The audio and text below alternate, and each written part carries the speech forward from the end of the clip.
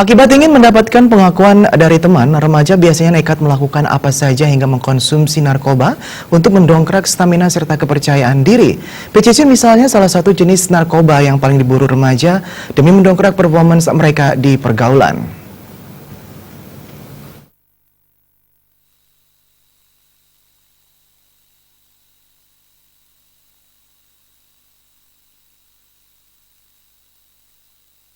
Putra mengatakan, apabila dikonsumsi secara berlebihan, akan mengakibatkan gangguan kerusakan organ dalam hingga kematian. PCC merupakan pil yang terdiri dari 3 zat aktif diantaranya paracetamol, kafein, dan karisoprodol. PCC biasanya digunakan di dunia medis untuk terapi menghilangkan rasa sakit dan untuk melemaskan otot, namun dengan disertai dosis dan anjuran dokter.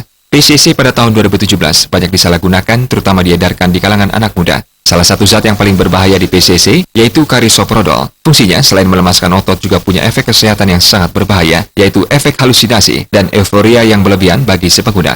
Karisoprodol memang punya khasiat meningkatkan percaya diri, merasa fit, konsentrasi meningkat karena ada peningkatan sirkulasi darah ke otak dan peningkatan detak jantung. Apabila dikonsumsi di luar batas anjuran dokter, PCC akan mengakibatkan toksitasi atau gejala keracunan, seperti kesadaran menurun, koordinasi tubuh tidak baik, hingga kejang-kejang.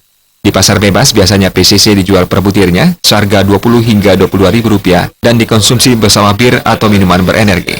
Apabila melihat anak dengan gejala berubah drastis dan cenderung tertutup, segeralah bawa buah hati Anda untuk dikonsultasikan dengan BNN maupun tenaga kesehatan.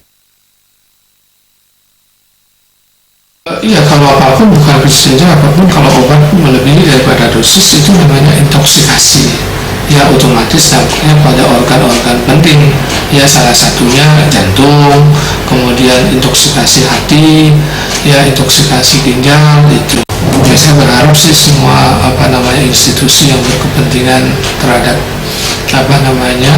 generasi muda itu perlu bersinergi, baik itu BNN, Dinas Kesehatan, kemudian tokoh-tokoh masyarakat, dan yang tidak kalah penting itu adalah institusi pendidikan, karena anak-anak kan biasanya di sekolah lebih banyak waktunya, kemudian di rumah, orang tua, dan lingkungan.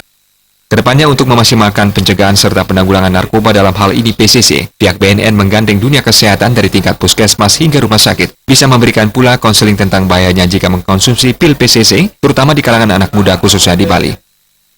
Bung Krisna, Bali TV.